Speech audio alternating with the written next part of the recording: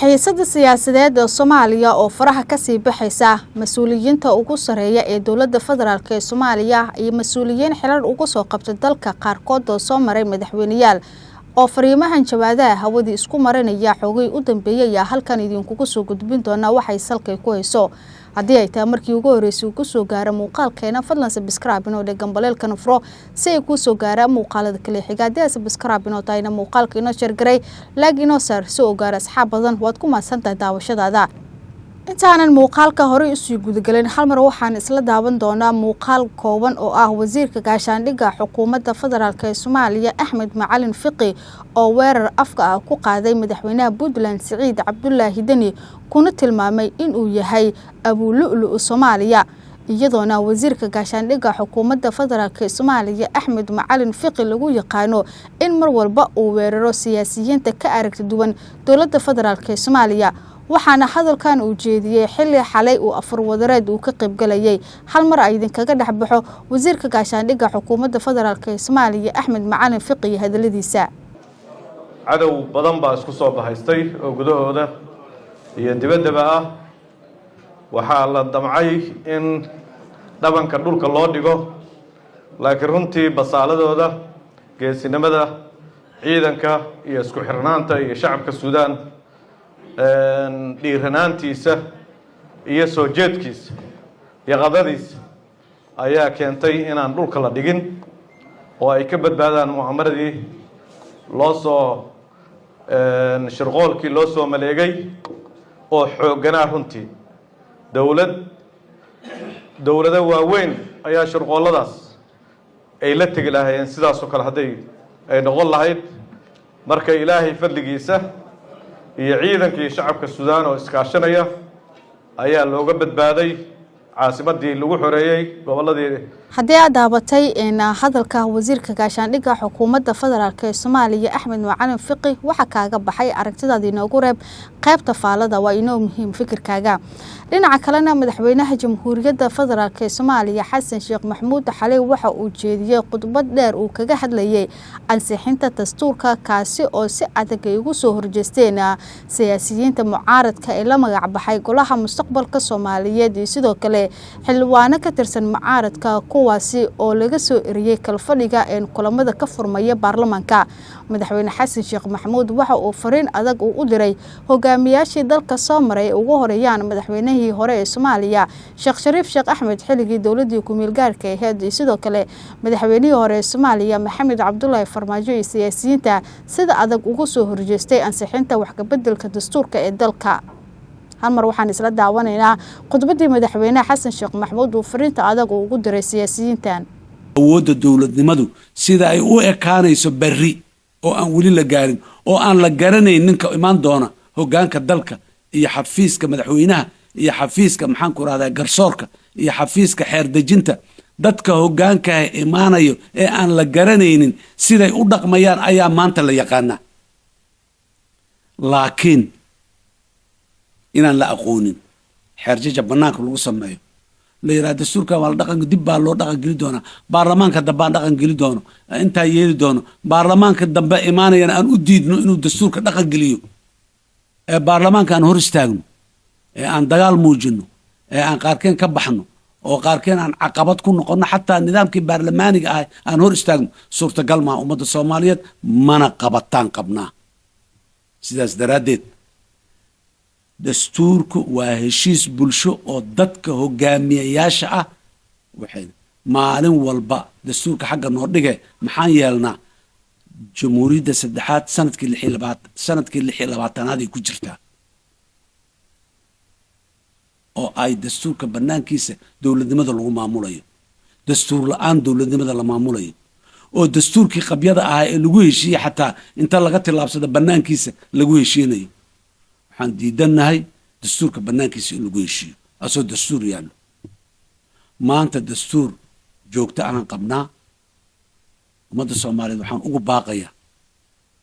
ha ogolaanina dastuurka inta meel la iska dhigo annaga oo shakhsiyaad ah masiirka ummadda inaan u heshiino oo xagga intaan istaagnaa dhan maya saanaan yeelayna dastuurkaa naga dhaafa dastuurkaasi hay-adaha dawliga ee noo dhiman uu dhisayana waa dhisaynaa ilaahay idankiis waxa uu tilmaamayana waa qabanaynaa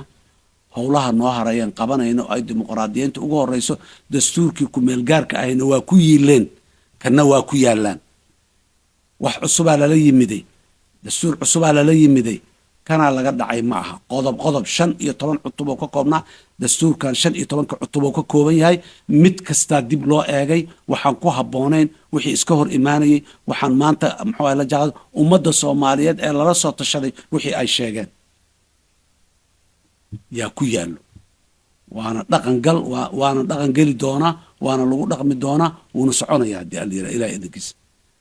ilaashada dastuurka ummadda Soomaaliyeed meel kasta oo joogaan waxaan ugu baaqayaa ilaashada dastuurka ilaaliya haddii wadcigu isbedelo duruuftu isbedesho waxaan maanta jirin ay soo kordhaan dastuurku waa heshiis bulsho dib inta loo eego waa lagu dari karaa wixii nagu soo kordho wixii caqabad oon soco karin oo laga dhaxarko waa laga bixin karaa laakiin waa inaan wax leenahay waxaas haddii la bedelayana sida loo bedelayo dastuurkaa sheegaya asaa qoraya oo dhahayo haddii wax dhiman wax cilad ah ay ka soo baxaan sidaas iyo sidaas iyo sidaas waddadaasaa la maraya oo lagu bedelaya rabitaankayga maaha rabitaanka mid kale ma aha rabitaanka koox iyo degaan gaara ma aha marka dadka Soomaaliyeed intaasaa ogaadaan taariikhdu mar walba waxa ay maciinsataa jiil go'aan qaatay oo dhiiraday ilaahay subxaanahu wa tacaala waxaan ka baryayaa kuwii dhiiraday ee go'aanka qaatay jiilka maanta jooga in ilaahay ka dhigo baarlamaanka 11aad waxa uu qaatay mas'uuliyad taariikhi ah waxa uu galay dood furan wadatashi qaran iyo falanqayn qoto dheer oo bulshada qaybaheeda kala duwan oo dhan lala soo tashaday waxa uu wajahay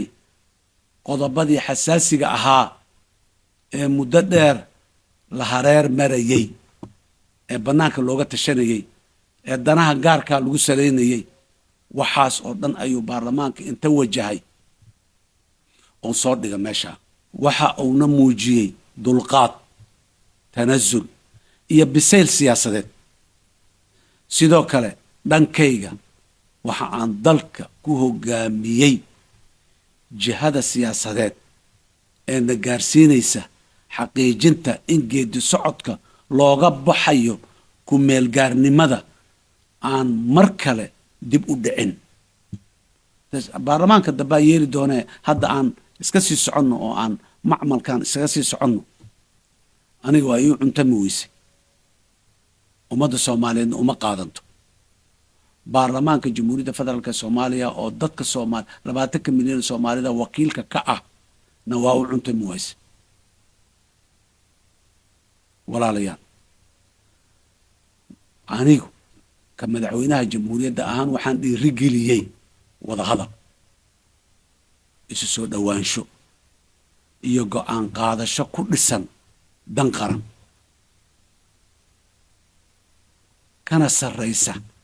xisaab gaar ah waxa aan go'aansaday inaan gacan ka geysto xaqiijinta ballanqaadyadii aan aniga iyo siyaasiyiinta saaxiibaday ah u ballanqaadnay in aan dastuurka dhammaystirayno ummadda Soomaaliyeed maanta ballanqaadkaasi waxaan markhaati gashanayaa ummadda Soomaaliyeed aniga aan ballanqaaday waa ka soo baxay nasiib darro kuwii ila taagnay ila midka ahay ee ila ballanqaaday ee qaarkood xildhibaano ee baarlamaanka inta soo dhex istaagay ka hadlay ee ra'yigoodii dastuurka baarlamaanka dhexdiisa ka jeediyey ee ra'yigii ay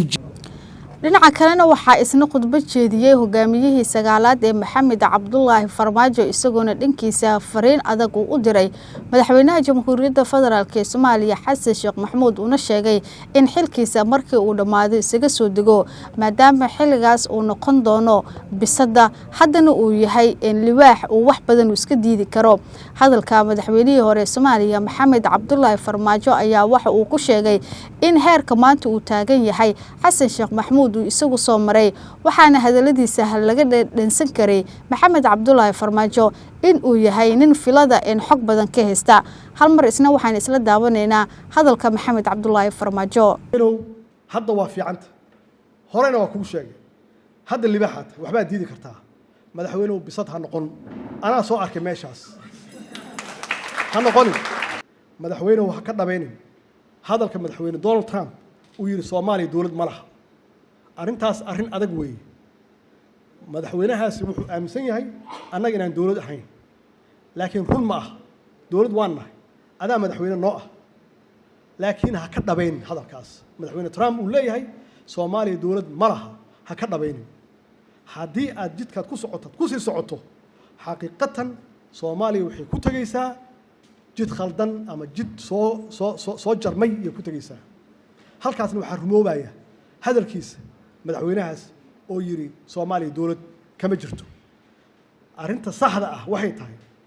inaad noqoto oday Soomaaliyeed inaad noqoto madaxweyne tanaasul inaad noqoto oo dadkaaga isku haysato duruufo badan iyo xaalad adag yaa la galay cadow shisheeyaan saynaa dadkaaga u yeero doorashadaani kaliya ma qaban kartid doorasho aan lagula lahayn oo aan qayb laga ahayn oo Soomaali u dhamayn oo wada ogol aan ahayn